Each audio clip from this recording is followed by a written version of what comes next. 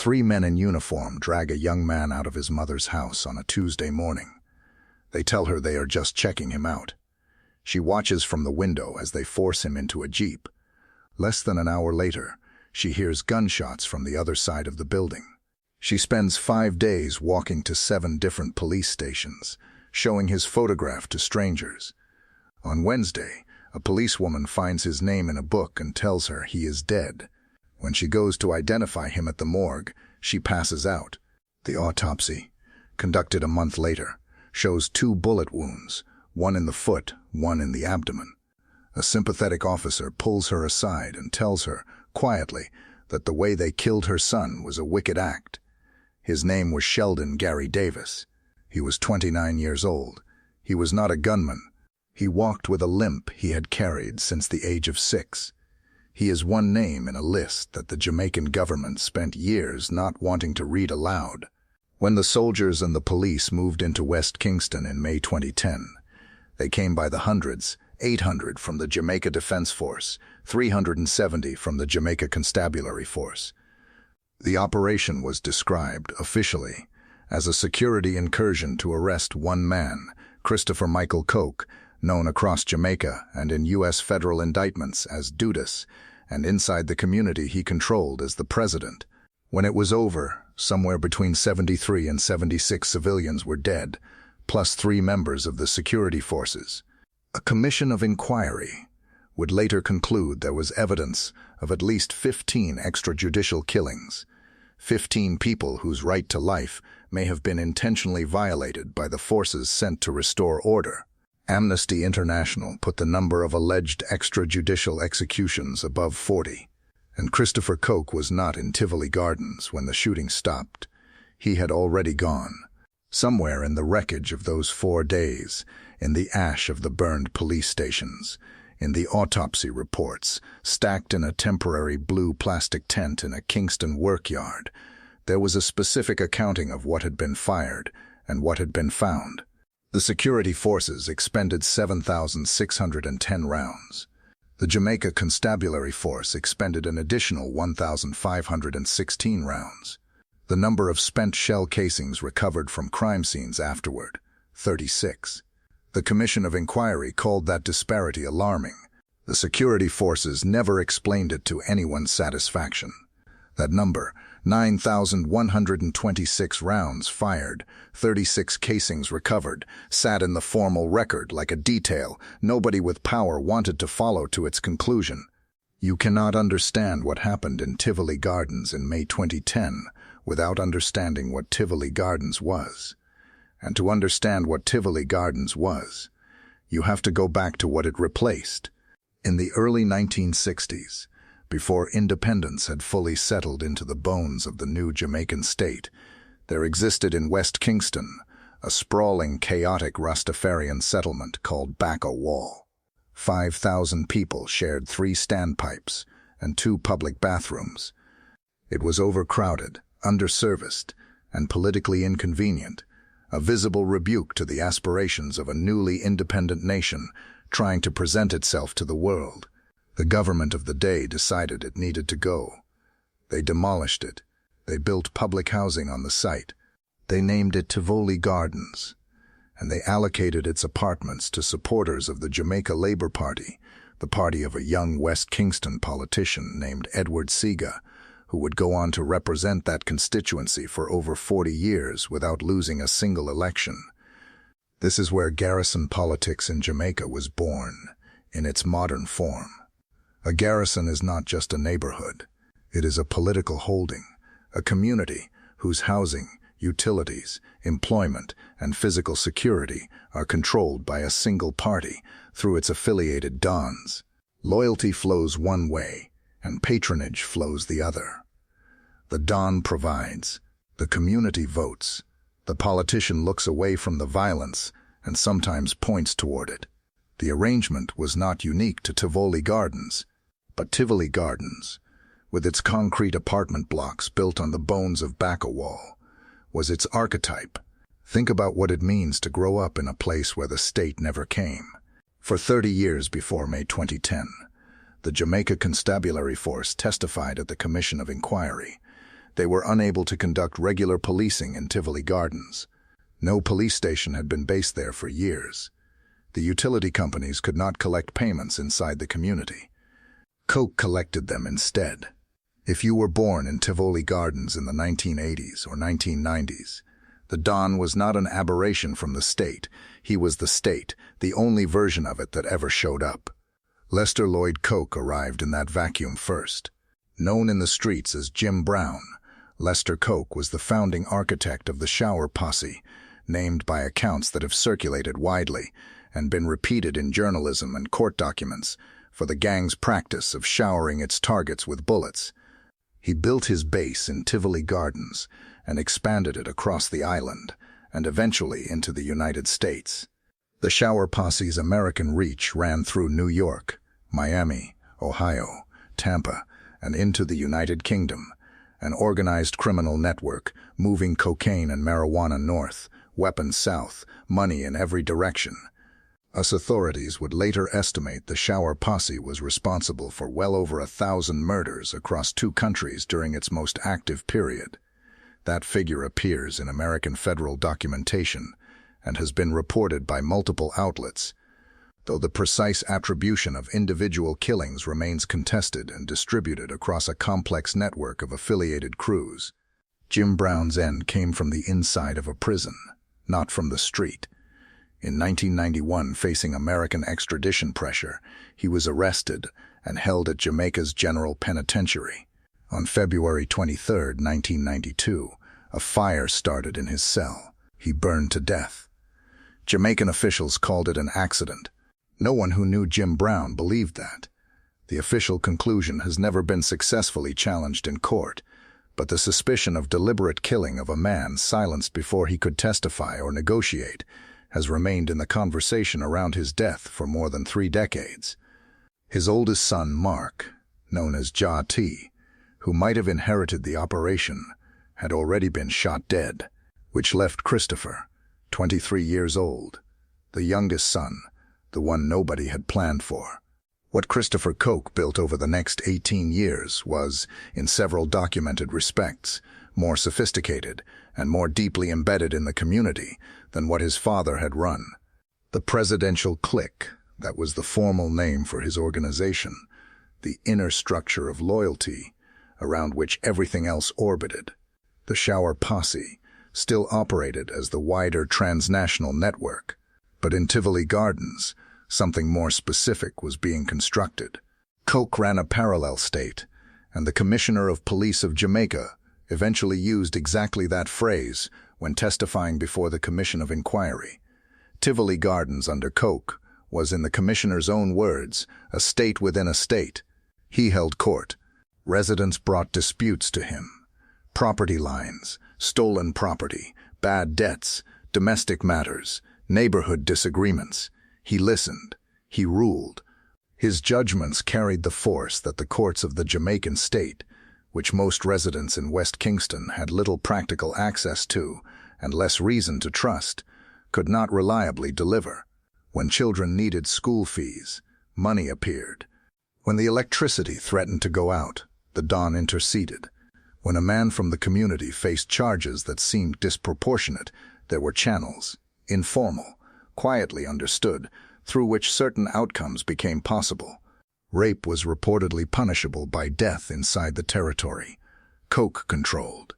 Drug addiction was actively discouraged. A code was enforced. Not the code of civil society, but a code nonetheless, with consequences for violation. The community understood the terms. The community, by most accounts gathered in testimony and journalism, largely accepted them because the alternative was not the rule of law. The alternative was nothing. Outside Tivoli Gardens, the presidential clique's operations looked different. Drug trafficking, arms trafficking, robbery and extortion, and kidnapping. The shower posse's American affiliates in Tampa, Miami, Ohio, and the UK moved product on behalf of the network.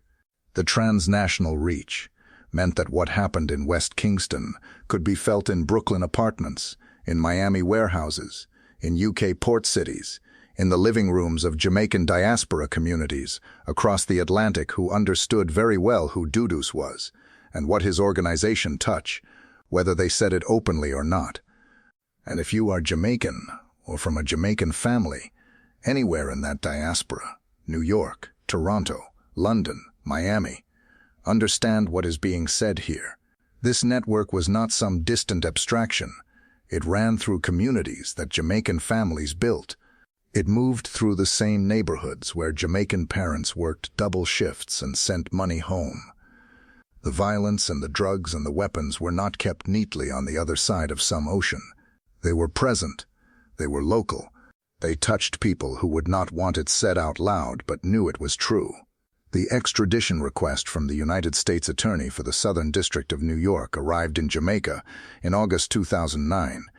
The indictment named Christopher Michael Koch. The charges were drug trafficking and arms trafficking, federal charges, serious charges, the kind that carry decades in American federal prison. The legal obligation under the extradition treaty between Jamaica and the United States was clear.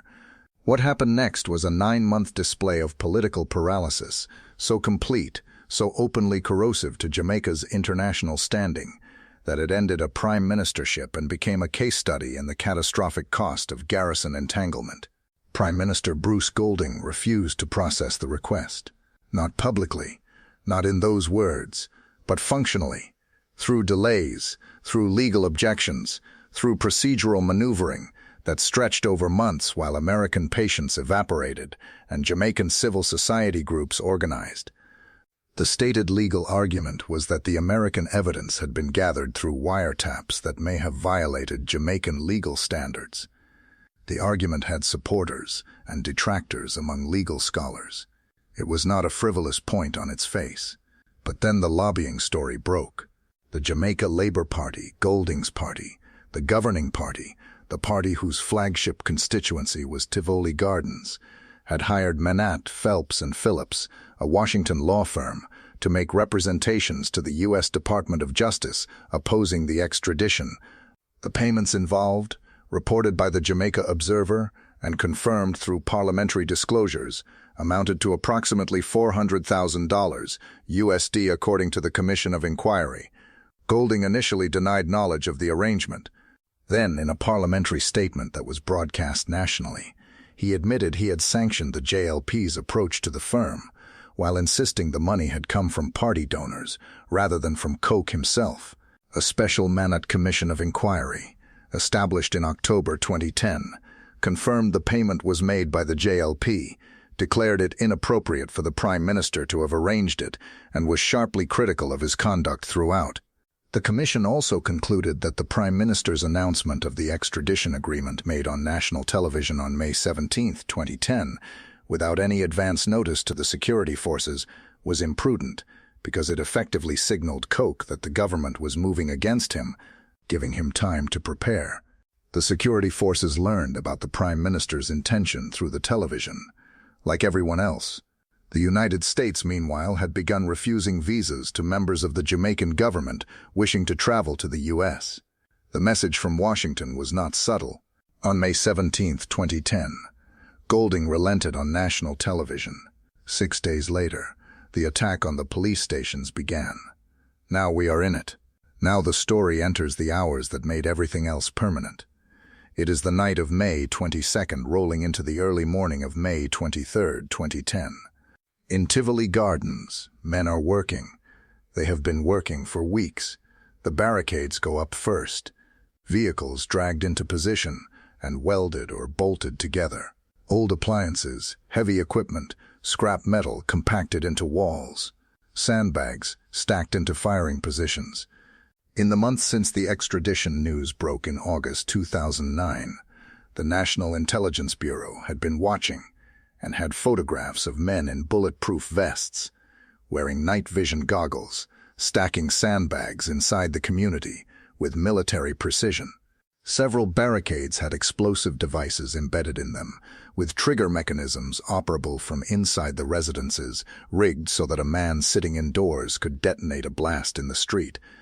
The Commission of Inquiry would later conclude that among Koch's men were some with genuine military experience, brought in specifically to plan and supervise the fortification. The armory they assembled was not the ordinary inventory of a Kingston street gang. The Commission's own words deserve to be read slowly. M16 and AK-47 rifles, handguns, grenades, at least one, 50 caliber, Grizzly sniper rifle, a large quantity of ammunition. These rifles were no ordinary firearms. 300 gunmen from across Jamaica had been mobilized and moved into Tivoli Gardens to defend Koch from arrest. They had come from other communities, from other networks, called in by loyalty or payment or fear. They were fed, housed, and armed inside the garrison, on the streets of Kingston. On May 18th, crowds had demonstrated in favor of Koch, paralyzing parts of the city. On May 20th, 600 women dressed in white had marched with placards that read, "Leave Dudus alone. Next to God is Dudus. We will die for Dudus." Then on Sunday, May 23rd, the criminal elements moved first. At 6 in the evening, the Jamaican authorities declare a state of emergency. But before the declaration is even broadcast, the attacks have already started. Armed men hit police stations across West Kingston in coordinated assaults. 2 stations are burned completely to the ground. A third is extensively damaged by fire. A fourth is damaged by gunfire. Police vehicles are destroyed. The heads of the security forces call an emergency cabinet meeting. They explain what is happening. The cabinet formally authorizes the state of emergency. The Commission of Inquiry would later summarize it in a sentence that contains everything you need to know about how far the situation had collapsed. Resisting arrest and extradition had morphed into an open and violent assault against the state of Jamaica and its law enforcement agencies. The incursion is authorized for May 24th. It is before dawn on Monday, May 24th, 2010, Jamaica Labor Day. The soldiers and police move into West Kingston in the dark. 800 soldiers of the Jamaica Defense Force, 370 officers of the Jamaica Constabulary Force. Together, a combined force of over 1,000, moving toward a neighborhood that has been converted, over 9 months, into a fortified kill zone. The first barricades slow them. The explosives slow them. The explosives slow them more. 8 Jamaica Constabulary Force officers are shot and wounded in the first hours. 2 of them die. 1 soldier takes a single gunshot wound to the back of the head from what ballistics will later determine was a high-powered rifle, powerful enough to penetrate his ballistic helmet. High above West Kingston, an aircraft is circling. It bears the identifying marks of the United States Department of Homeland Security. It is taking live video of Tivoli Gardens below and relaying that footage to Jamaican ground forces through U.S. law enforcement officers embedded with the operation. The Jamaican government, both Prime Minister Golding and National Security Minister Dwight Nelson, will deny the aircraft's existence when it is first reported. It will take Andrew Holness, Golding's eventual successor as Prime Minister, to finally confirm what residents and journalists had already documented. The JDF deploys mortars. This fact, buried in the Commission of Inquiry's technical findings, is one of the most consequential and least discussed facts of the entire operation. The Commission's conclusion was unequivocal. The use of mortars was irresponsible and reckless, a serious error of judgment, reckless and wholly disproportionate to the threats offered by gunmen. 2 of the 73 civilians, whose autopsies were observed by the International Forensic Team, died from injuries caused or contributed to by mortar fire. In one of those 2 cases, the evidence was more specific. A witness described watching a man struck by mortar shrapnel survive the initial blast, conscious and still alive, until a soldier walked over to him and shot him. The autopsy confirmed 9 gunshot wounds and shrapnel injuries. By approximately 4 in the afternoon on May 24th, the security forces declare the Tivoli Gardens area secured. Christopher Koch is not there. Stop. Consider what the forensic record shows. The international team of pathologists, assembled by the United Nations Development Program, at the request of Jamaica's public defender, observed the autopsies of 73 civilians over 4 weeks beginning in mid-June. Their findings are published in a peer-reviewed academic journal. The numbers in their tables are not political, they are anatomical. 70 of the 73 dead were male, 3 were female, 26 were between 16 and 25 years old, 24 were between 26 and 40. 1 was a woman who died in hospital weeks later from AIDS. Her death caused by a gunshot graze that compromised her immune response. The forensic observers did not attribute her death to the incursion, and she was not included on the official list of 76 deceased. The Commission of Inquiry listed 15 people by name, whose right to life may have been intentionally violated. Most of those 15 were last seen alive in the custody of the security forces, masked soldiers or officers, before shots were heard and their bodies were later found. 3 were last seen in a temporary holding area, established by the security forces themselves. 1 was an intellectually disabled man found with 10 gunshot wounds to the front of his neck, chest, abdomen, and groin, as well as wounds to the back of his forearm and hand. The commission further concluded that 5 other males were very likely murdered by members of the security forces in a specific sector on May 24th, and that the commission could not determine whether those 5 were separate from or included within the 15 already named. Amnesty International, in its 1-year assessment, reported more than 40 of those killed were alleged victims of extrajudicial execution. The Public Defender's Office received more than 1,000 individual complaints related to the operation, allegations of extrajudicial executions, malicious destruction of property, looting, arbitrary detention, and assault. 2 people taken into custody during the state of emergency remain unaccounted for, their fates unknown, described by Amnesty International as possible victims of enforced disappearance. The security forces were asked to account for how many people they killed and in what circumstances. They provided no satisfactory evidence. The commission found that no records were made of the locations where bodies were found, whether firearms were near them, or who had collected them. The lead investigator from England, brought in to take over the investigation in 2011, confirmed that no written or photographic documentation showing where any body was recovered had been supplied to his office. Crime scene processing did not begin until 10 days after the operation, June 4th, because the officer in charge said he had not been requested to attend earlier. 9 bodies had to be re-autopsied because their name tags had decomposed and become unreadable. Bodies were being held in a refrigerated container that the funeral home, which managed the temporary mortuary, was turning off during the day to save electricity. And then there is the number that the commission called alarming, and that no official has ever fully explained: 9,126 rounds fired, 36 spent casings recovered. Over 700 men were detained during the operation. More than 400 of them had no address in Tivoli Gardens. They had come from communities across the island to defend coke. Under the state of emergency, which remained in force between May 23rd and July 22nd, 2010, more than 4,000 people, including several children, were detained without charge. The vast majority were released without charge. The United Nations Economic Commission for Latin America and the Caribbean estimated the total economic effect of the unrest on Jamaica's economy at approximately $258, $8 million. The apartment blocks of Tivoli Gardens stood riddled with bullet holes. Journalists were allowed in on May 27th, under military escort, in a guided tour, and Christopher Coke was still nowhere. Here is where the story moves from violence to farce, the kind of farce that carries its own humiliation. Coke had been moving through Kingston in disguise, not the careful operational disguise of a man with resources and planning, but wigs and women's clothing, the concealment of a man reduced to improvisation.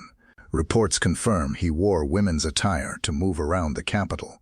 An evangelical minister, Reverend Al Miller, who had previously assisted in facilitating the surrender of Coke's brother Leighton, had apparently been contacted to broker a new arrangement, a passage to the U.S. Embassy in Kingston, where Koch intended to surrender directly to American authorities.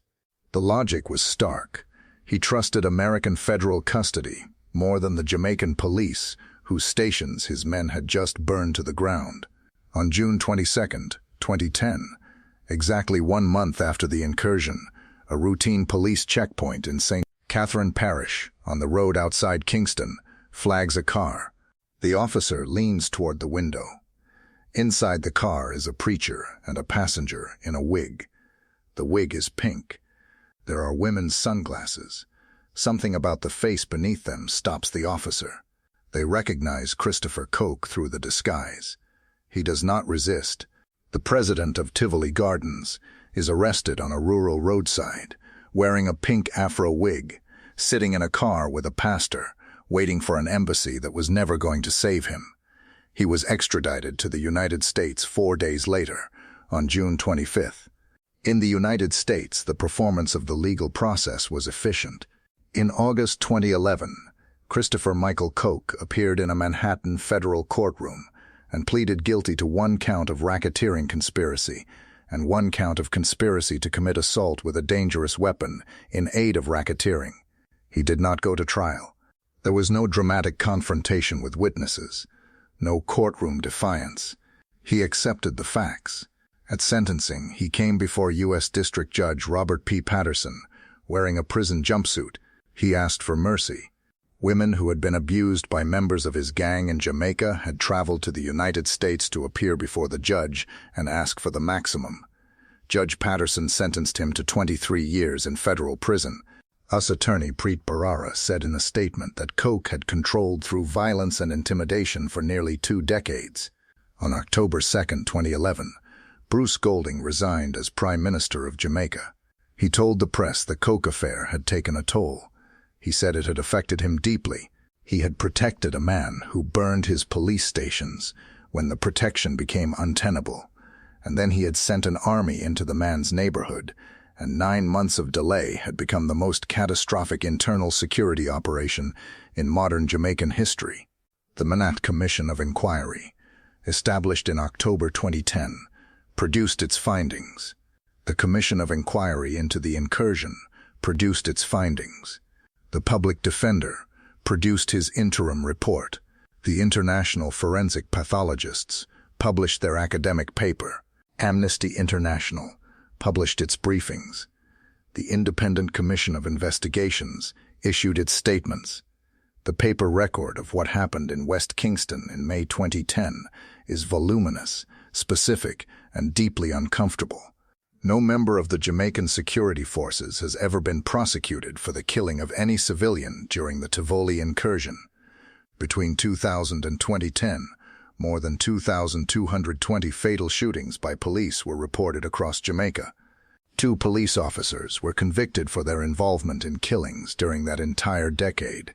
Tivoli Gardens had been the site of a previous deadly confrontation in 2001, in which 27 people were killed. How they died was never established. Nobody was held legally or administratively accountable. A commission of inquiry, at the time, had concluded that the community could not be brought under control unless the garrison system itself was dismantled. 9 years later, nothing had been dismantled. The men returned in greater numbers with heavier weapons. The disparity that the commission called alarming: 9,126 rounds fired, 36 casings recovered, was never closed. The accounting for where the spent rounds went, for what they struck, for why they went unfound or were not found because they were never looked for, sits open in the official record like a door nobody with authority has chosen to walk through. The 2 people taken into custody during the operation, who have never been accounted for, no record of their detention, no record of their release, no record of their deaths, no explanation from any official source, are named in Amnesty International's documentation and remain classified as possible victims of enforced disappearance. Their families know what they believe happened. The state has not told them anything different or offered any alternative accounting that holds together. Christopher Koch is serving 23 years in American federal custody. The community he ran for 18 years is still there, still poor, still marked by the bullet holes in the apartment blocks that nobody has fully repaired. The garrison model that produced him, that built Tivoli gardens on the demolished bones of Baccawal, that traded housing and utilities and security for political loyalty and electoral obedience. That model was not destroyed in May 2010. It was embarrassed. It was exposed. It was made to pay a price it had not previously been asked to pay. But the structural conditions that make garrison communities possible, concentrated poverty, political patronage, state absence, the vacuum that a dawn fills when no other form of government bothers to show up, those conditions were not addressed by mortars and bulldozers and a surveillance aircraft flying in circles above West Kingston in the dark. The women in white who marched through Kingston on May 20th with their placards, "Next to God is Dudus. We will die for Dudus," were not simply performing loyalty to a criminal. They were performing something more specific, more historically grounded, and more devastating to anyone who wants to believe the problem ended with the extradition. They were performing their relationship to the only institution that had ever consistently shown up in their lives. Sheldon Gary Davis, 29 years old, walking with the limp he had carried since childhood, was taken out of his mother's house a week after the incursion ended. He was shot twice and left. His mother spent 5 days looking for him before she found out he was dead. Nobody has been prosecuted for his killing. Nobody has been prosecuted for any of the killings. The 36 shell casings are still the only ones officially recovered from a battlefield where 9,000 rounds were fired. So here is the question the record leaves you with, and there is no clean answer, which is exactly why it matters. Was what happened in Tivoli Gardens in May 2010 a necessary operation that dismantled a criminal empire at painful but unavoidable cost? Or was it a state massacre of a poor community that had been abandoned by that same state for 50 years, carried out to satisfy an American extradition demand that a Jamaican prime minister had spent 9 months trying to avoid? Both things may be true. That is the part nobody in power wants to sit with.